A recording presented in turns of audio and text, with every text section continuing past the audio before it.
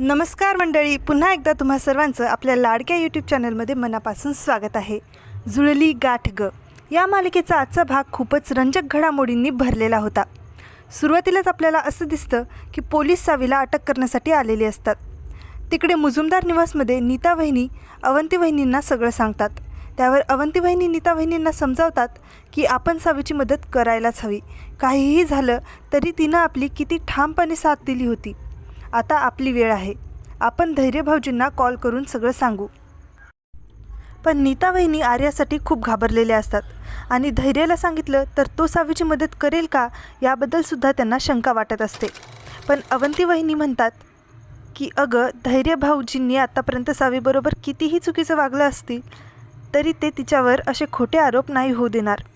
आणि त्यावर नीता वहिनी कशीबशी हिंमत गोळा करून धैर्याला सांगायचं असं ठरवून त्याच्या रूममध्ये जातात. तिकडे पोलीस सावीला सांगतात की मुजुमदारांनी तुमच्या विरोधात चोरीची तक्रार दाखल केली आहे, म्हणून तुम्हाला आमच्यासोबत पोलीस स्टेशनमध्ये यावं लागेल. तेव्हा सावी म्हणते त्याआधी मला धैर्य मुजुमदारशी बोलायचं आहे.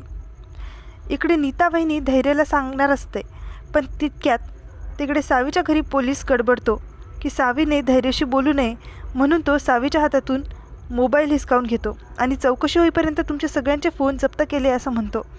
वहिनी काही बोलत नसतात म्हणून धैर्य त्यांना म्हणतो, अहो बोला की वहिनी. त्यावर त्या घाबरत म्हणतात, भाऊजी ते सावी. ते ऐकून धैर्य म्हणतो, वहिनी त्या पोरीबद्दल मला काहीच बोलायचं नाही आहे. मला जे करायचं होतं ते मी केले. आता याबद्दल मला काहीच नाही बोलायचं आहे. पण भाऊजी, वहिनी पुढे बोलणार असतात तेवढ्यात दामिनी तिथे येते आणि तू काय करतेस इथे असं दरडावून विचारते. वहिनी खूप घाबरतात. त्यांच्या तोंडून शब्द फुटत नसतो. तुला बघते मी नंतर. आणि धैर्याकडे जात त्याला म्हणते, खूप कौतुक वाटते मला तुझं. तू आज त्या पोरीची चांगलीच गुरमी उतरवलीस. त्यावर धैर्य म्हणतो, आपल्या स्वप्नासाठी मी काहीही करू शकतो. हे सगळं ऐकून नीता वहिनी मनात म्हणतात, भाऊजी आता आईने सावीसोबत काय केलं आहे ते मी तुम्हाला कसं सांगू. दामिनी पुढे म्हणते, धैर्य आता लवकरच त्या पोरीला तुझ्या आयुष्यातून सुद्धा काढून टाक. आणि वहिनींकडे वळून त्यांना म्हणते, ए तू अजून इथेच काय करतेस, जा जेवणाची तयारी कर.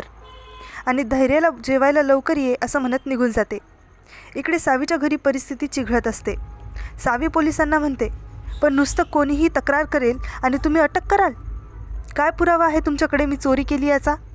त्यावर पोलीस मोठ्याने हसतो, अरे वा, हो की, पुरावा तर हवाच ना. आणि सोबतच्या कॉन्स्टेबल्सना घराची झडती घ्यायला सांगतो. भाऊ खूप विनवतात, माझी सावी अशी करूच शकत नाही, पण पोलीस कसला ऐकतोय. सावी म्हणते, भाऊ करू द्या त्यांना त्यांचं काम, कर नाही त्याला डर कशाला. त्यावर पोलीस कुस्तीत हसतो. दीपा वहिनी ओरडते, तुम्हाला काय जातं आहे म्हणायला, इथं आमची इज्जत जाईल. सावीच्या डोळ्यातून अश्रू वाहत असतात. भाऊ पोलिसांना काहीतरी समजवायला जातात. त्यावर पोलीस उलट त्यांनाच म्हणतो, तुमच्यासारख्या लोकांना चांगलंच ओळखतो मी. पैशांसाठी श्रीमंतांच्या घरी पोरगी देतात. ही तुमची नात पण अशीच दागिने चोरणारी. हिच्या अशा स्वभावामुळेच तिच्या सासरच्यांनी टाकलं असेल तिला. त्यावर केतन चिडतो, तोंड दिले म्हणून माझ्या बहिणीबद्दल वाटेल ते बोलू नका असं तो पोलिसाला म्हणतो. त्यावर केतनला ढकलून देत पोलीस म्हणतो, ए जास्त बोलू नकोस, तुलाच आत टाकीन नाही तर.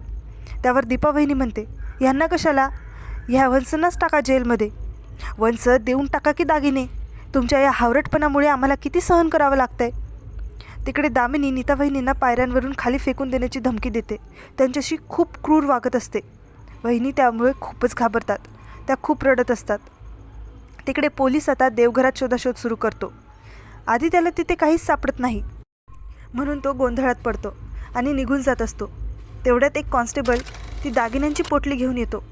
सावी खूप सांगते की मी हे आत्ताच पाहते, याबद्दल मला काहीच माहीत नाही. पण तो पोलीस तिला बेड्या घालून घेऊन जातो. दीपा वहिनी सावीच्या नावाने ओरडते, वा वंस, बेस्ट काम केलं तुम्ही. आजपर्यंत या घरात कोणाला बेड्या घातल्या गेल्या नव्हत्या, ते तुम्ही बघायला लावलं आहे आम्हाला. सावीची आई, भाऊ, केतनदादा सगळे पोलिसाला विनवत थांबवत असतात, पण पोलीस तिला घेऊन जातात. शेजारचे लोक हे सगळं पाहून कुजबुजत असतात. सावी पोलीस स्टेशनमध्ये पोहोचते तेव्हा बघते तर तिथं एकही लेडीज कॉन्स्टेबल नसते. तेव्हा ती सांगते की लेडीज स्टाफ नसताना तुम्ही एका मुलीला लॉकअपमध्ये नाही टाकू शकत, हे नियमानुसार नाही आहे. पण तो उद्धट पोलीस काय नियम पाळणार. तो सावीला तुरुंगात टाकतो आणि दामिनीला कॉल करून सांगतो की सावीला अटक केली आहे. दामिनी तिकडे या कॉलची वाटच पाहत असते.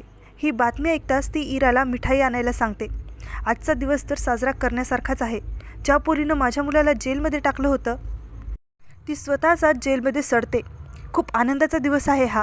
हे भास्करसुद्धा ऐकतो आणि आज मला थांबवू नको आई, मी तर पार्टी करणार आज, असं म्हणत मिठाई खात असतो. पण बिचाऱ्या नीता वहिनींना खूप अपराधी वाटत असतं. त्यांच्या डोळ्यातून अश्रू वाहू लागतात. या सगळ्यांसाठी मीच जबाबदार आहे असं त्या मनात म्हणत असतात. आणि पुढील भागात आपल्याला असं दिसतं की सावी जेलमध्ये विचार करत असते, आता इथून बाहेर कसं पडू? देवा, माझ्या मदतीला कोणाला तरी पाठव. तेवढ्यात इन्स्पेक्टर मंजू तिथे येते आणि आपण या प्रकरणाचा लवकरच छडा लावू असं सावीला सांगते. आता पुढे काय होणार हे पाहणं खरंच खूप इंटरेस्टिंग असणार आहे. तुम्हाला याबद्दल काय वाटतं ते आम्हाला कमेंटमध्ये नक्की सांगा. पुन्हा भेटू उद्याच्या भागाबरोबर. तोपर्यंत आनंदी राहा, काळजी घ्या.